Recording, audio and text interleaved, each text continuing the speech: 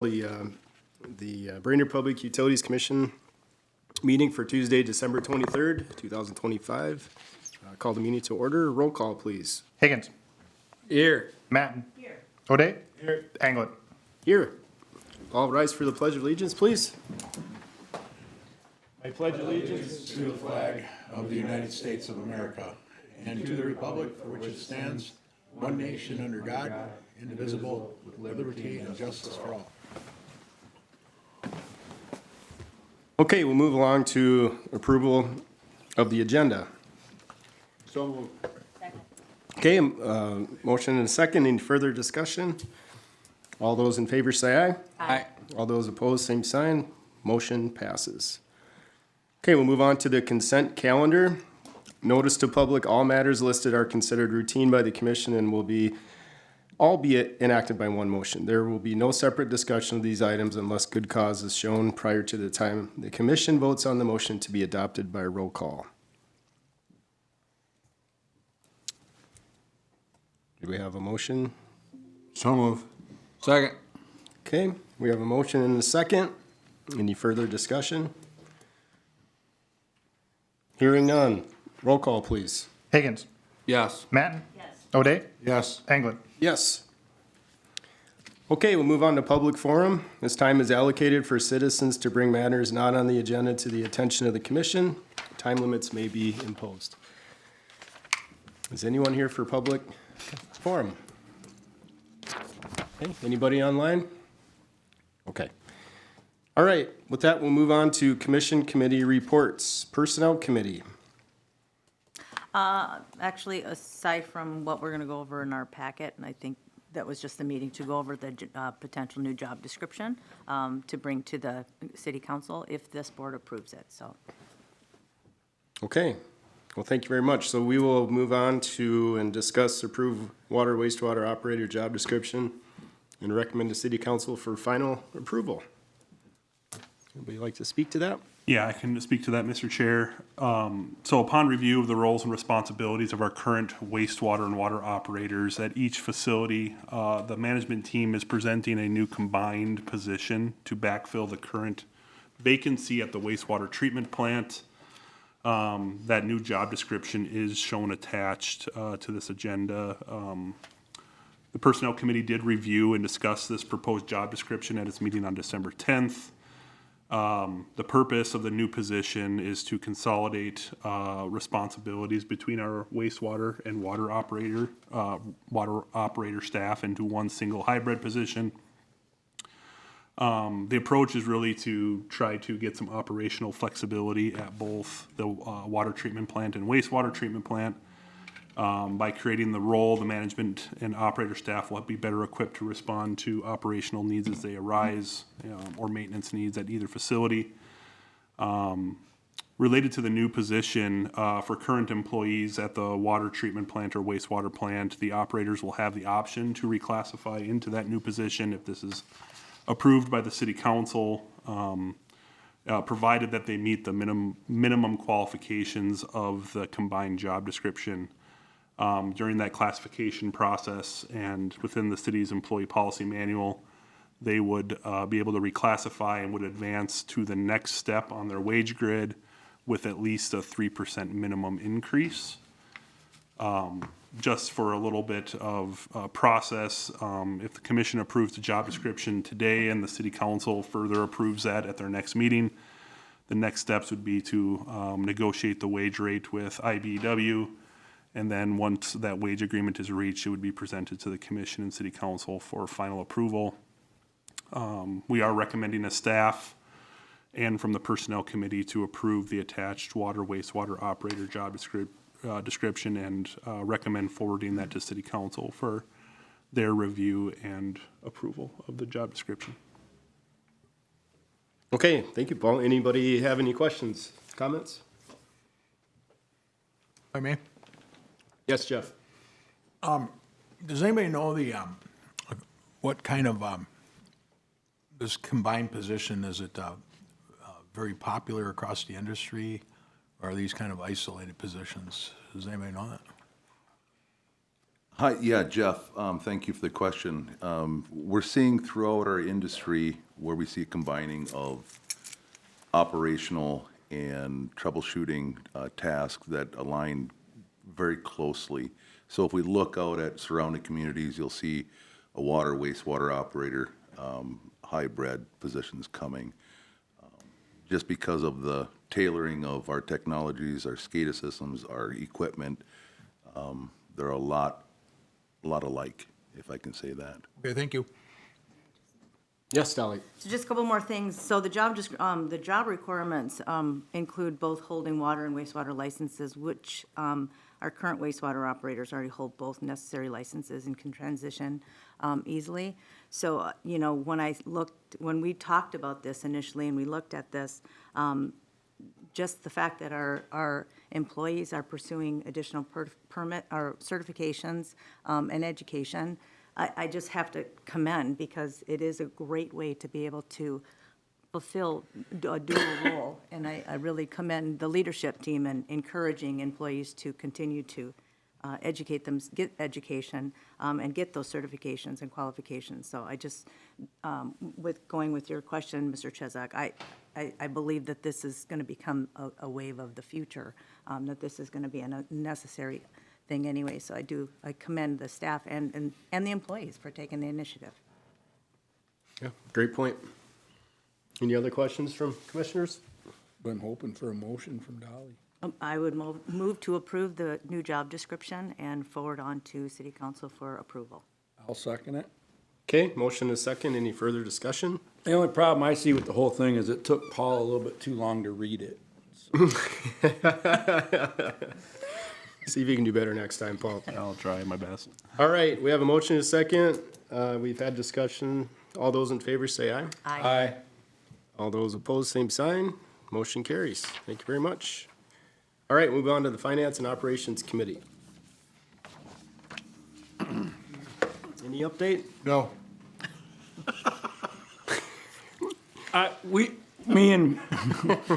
We had a quick meeting this week, and just kind of went over where we're at for the end of the year. Everything looked good. I don't think there's nothing to report, but we did have a meeting. Yeah, great.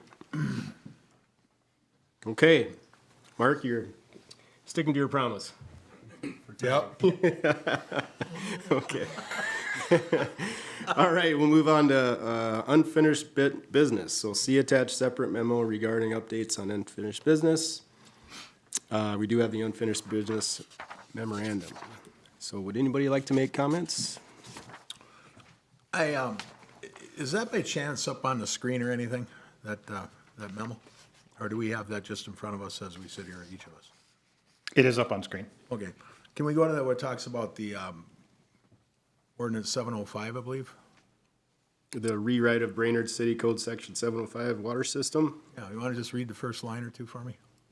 Yeah, the revision of Section 705 has begun and it's currently underway. This effort was identified at the July Commission meeting and has been progressing since then. Community Development Director Kramvik has received updated changes from all staff, incorporated them into the city code format, and the draft is now undergoing final internal review before being forwarded for legal review. In Q1 2026, staff will re-engage this process and ensure that the process can be accomplished or can be completed in 2026. Okay, and at the very top there, it gives a date of like July, or what is it, 2023, was it? When it first became, June yeah, 27th, June 27th, 2023. Okay. I just, it seems like that first line there kind of contradicts that. It seems like we've been kind of dragging our feet on this, that's all. But as long as it's getting moved on, it seems to be taking a long time. So, If I can, Commissioner, or Council Liaison Chesak, I just got through a review of the entire ordinance, when I first started here. Danny and Trent passed that on to me so I could do a thorough review of it and see if there's anything that we're missing. We have a meeting, scheduled that I sent out this morning to look that over with Danny and Trent. And then from there, we'll be forwarding that on to the city attorney for, final review. And then, go to the city council for, review and approval of that ordinance language. This is about, what, a 60-page document, is it? Or am I missed a 20? What, I forget. About 20 to 30 pages, if I Okay. remember right. Okay. Just a quick read for you, Mike. Trying to get done in a hurry, Jeff. Just saying. Shouldn't have said that. Does anybody have any comments or any other questions, comments regarding this memo? Okay, thanks again for having on the last page what's been completed in each year. I think that's nice also to keep track of what we've been up to, so. All right, we'll move on to new business, and we'll begin with approve Bolton and Mink's proposal for design and construction engineering services for the 2026 lead service line replacement project with Highway 210 and Northeast Brainerd. Thank you, Mr. Chair. So at the last meeting, the commission reviewed a proposal from Bolton and Mink for lead service line replacement project. That was strictly related to the city's reconstruction and resurfacing program for 2026. We split these projects up this way because we wanted to ensure that the coordination efforts between the city's construction project and our lead service line replacements were seamless in nature. And so the commission did review and approve the proposal for Bolton and Mink to do the lead service line replacements that are adjacent to the city's reconstruction resurfacing projects at the last meeting.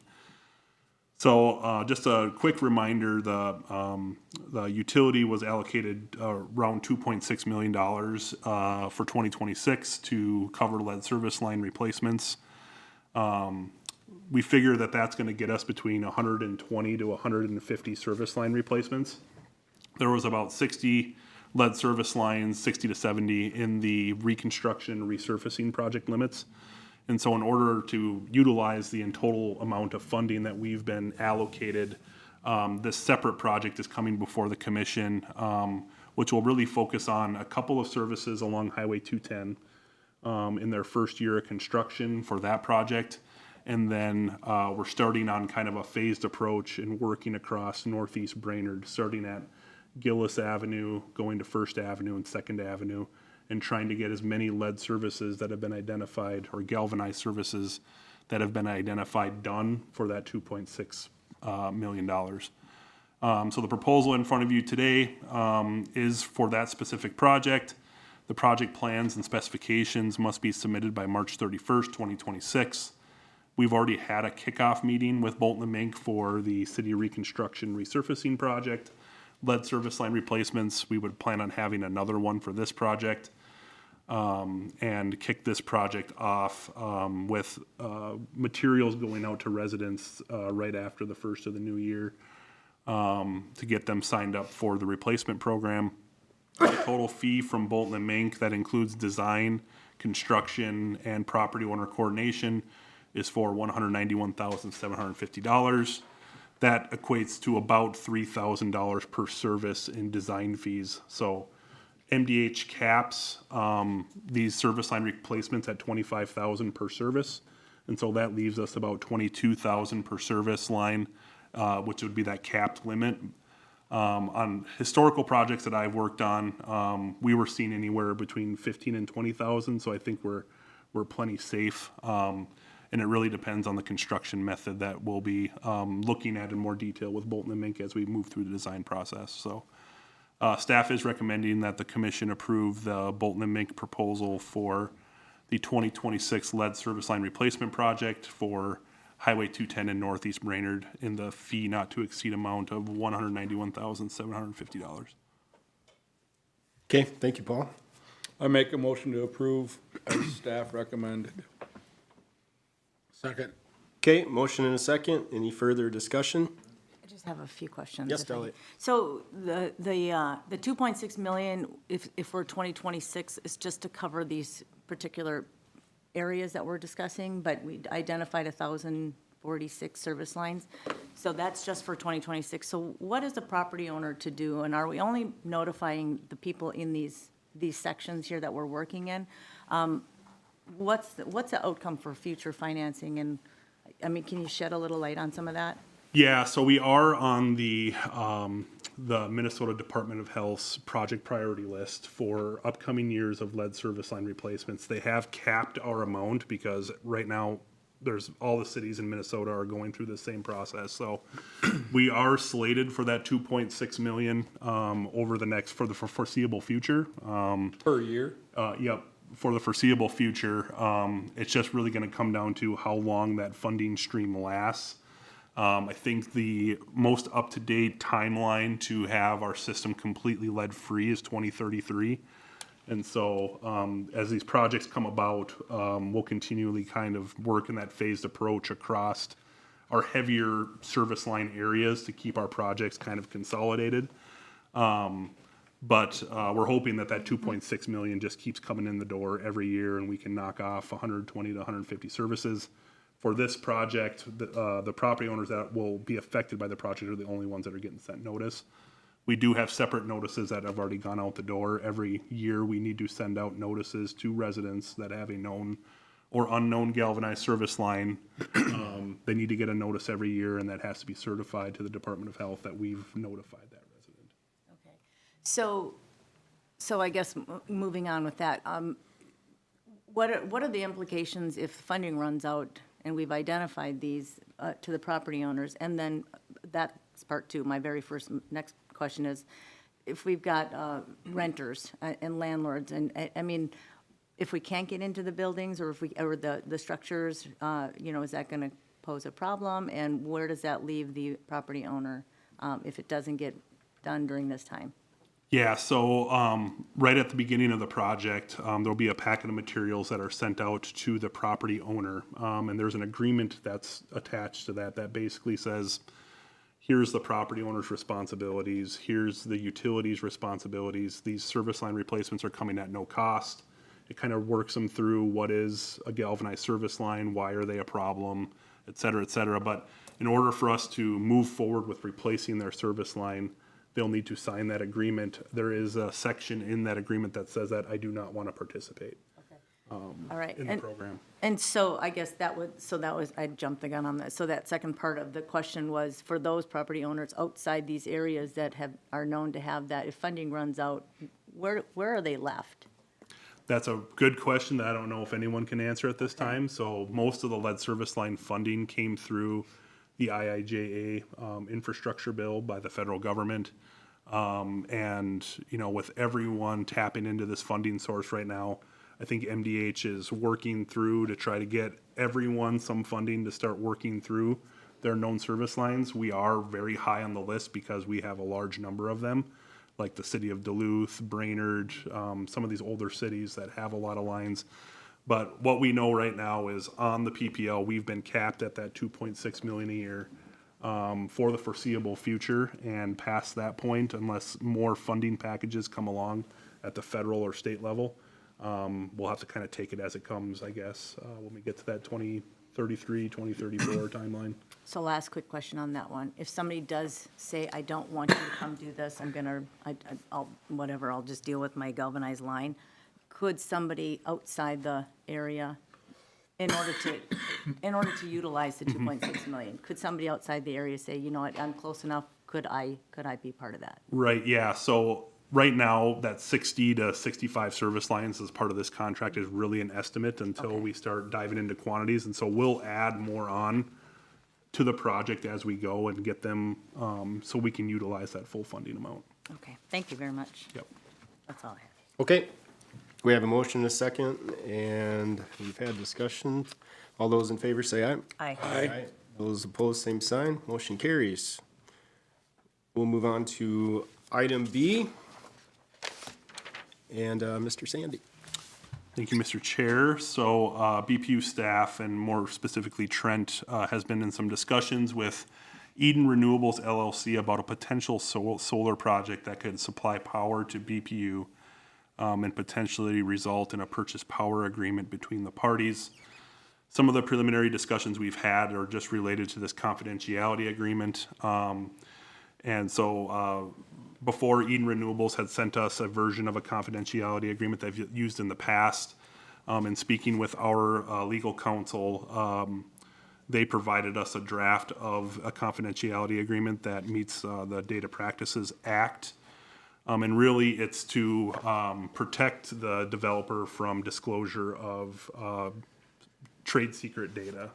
In discussions with both the city attorney and the legal counsel that's been working with us on these renewable projects, the city doesn't have any trade secret data, and so anything that we produce on our end is public facing knowledge that you can do a data practices request.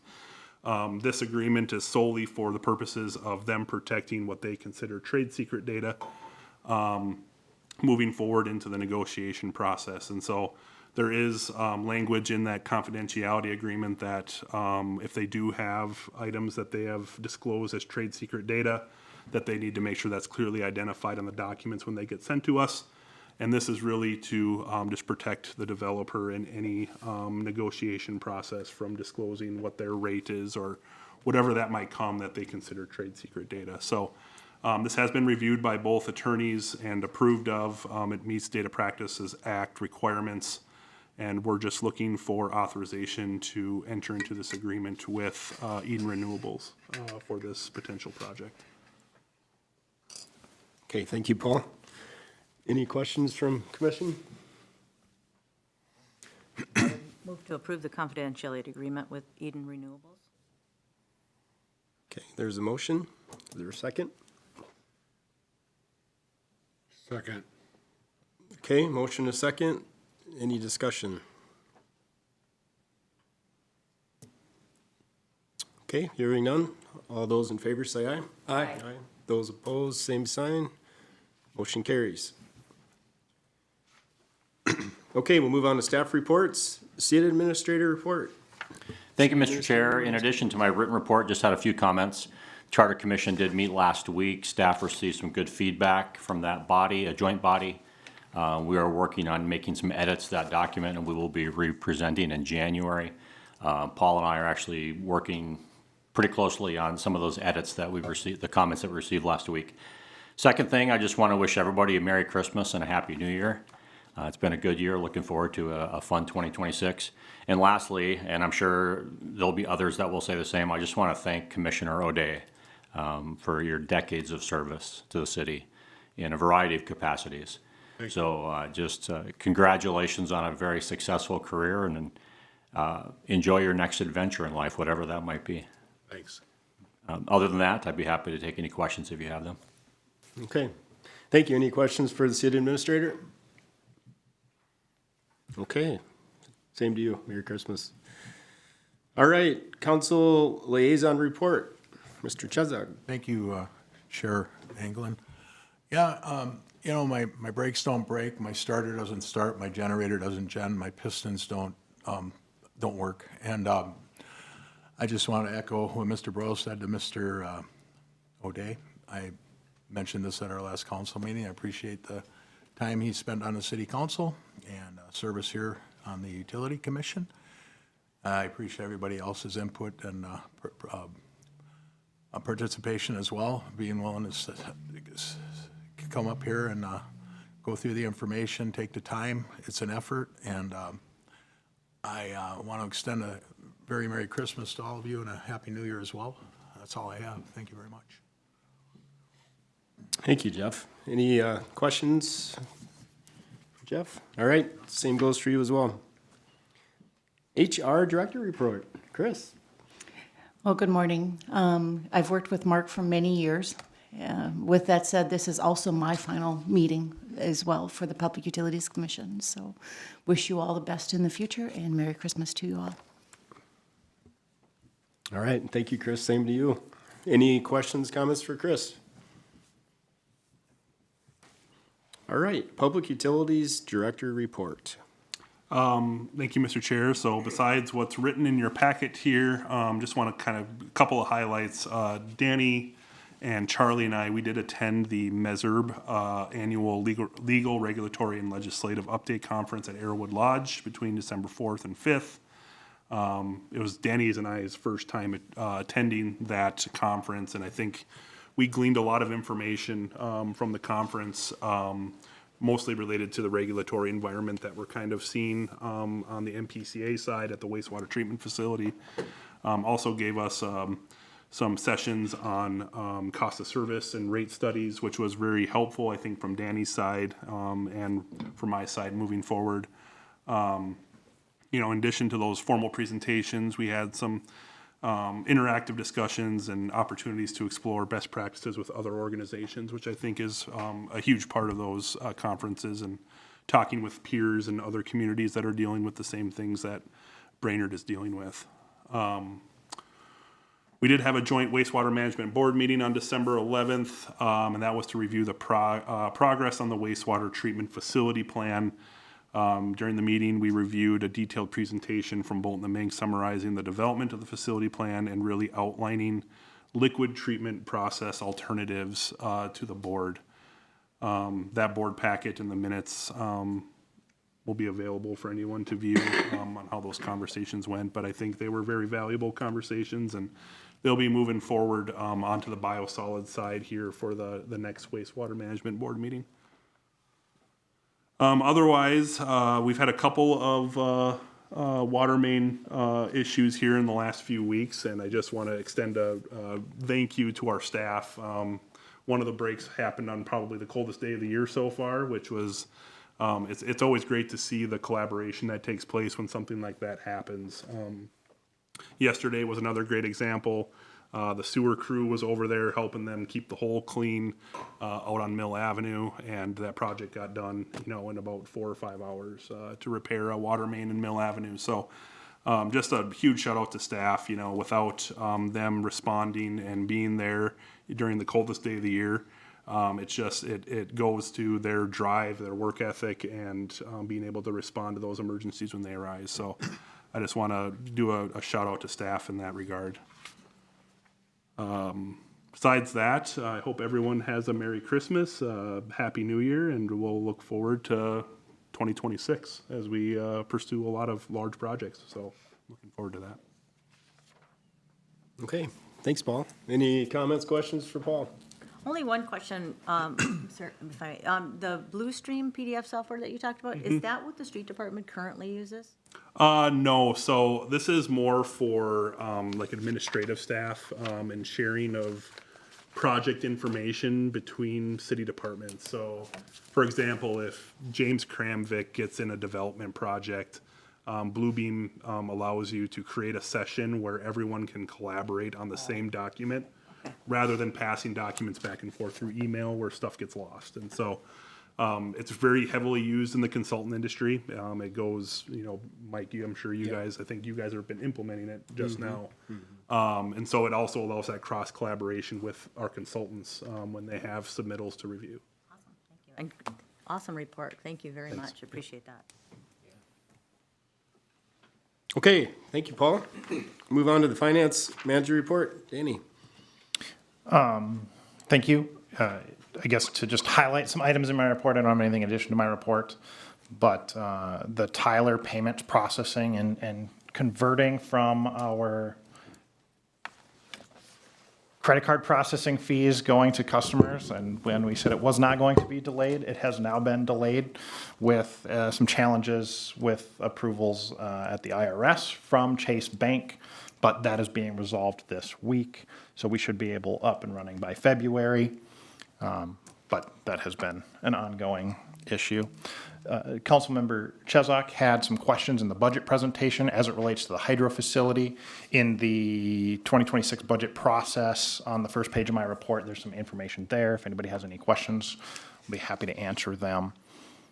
I guess with that, I wanted to extend a thank you to Mark in helping me over the last 2 years be brought up to speed and answering all my questions and then asking questions as well. We appreciate his time. And with that, I will be glad to answer any questions, and everybody have a Merry Christmas.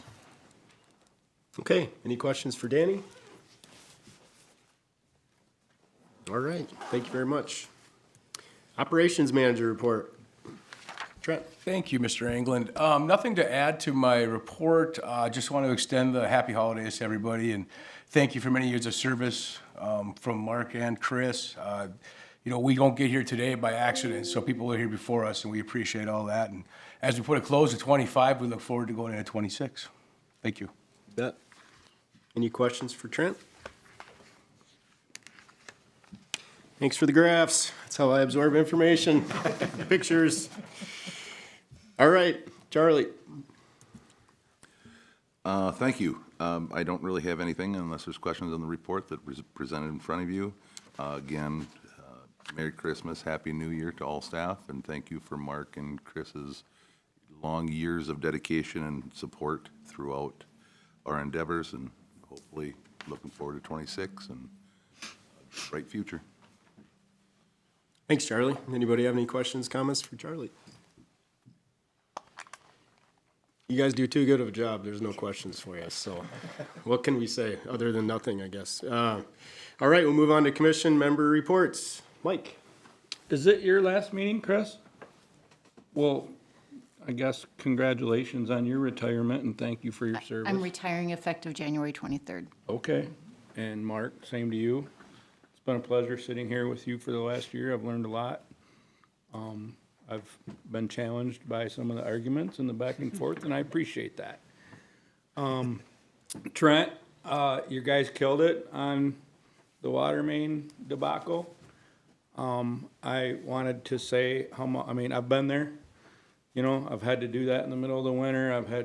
Got the phone call at 4 a.m. when it's 20 below zero that the water main's broke and there's water squirting out of the ground and blah, blah, blah. And I happened to drive by there 6 or 7 times yesterday, and just the coordination and, make sure the staff knows that I understand that and respect it and appreciate how fast they work. Absolutely. So, other than that, Merry Christmas, everybody. Yeah, you too, Mike. All right, Mark. What's your thoughts? What's your comments? I just What are want you to doing thank next week? everybody that I've worked with over the last 15 years. It's been a good run. Staff is great. All the commissioners I've worked with have been a pleasure to work with.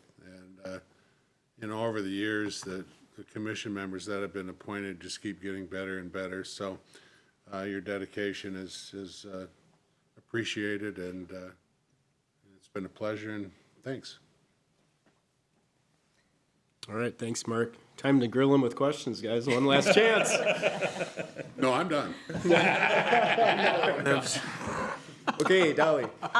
Chris, good luck to you. I'm sure we'll see you around for the next month, but it's been a pleasure. And Mark, I can't say enough for somebody who sat on city council for decades and then turned your expertise and knowledge to Brainerd Public Utilities.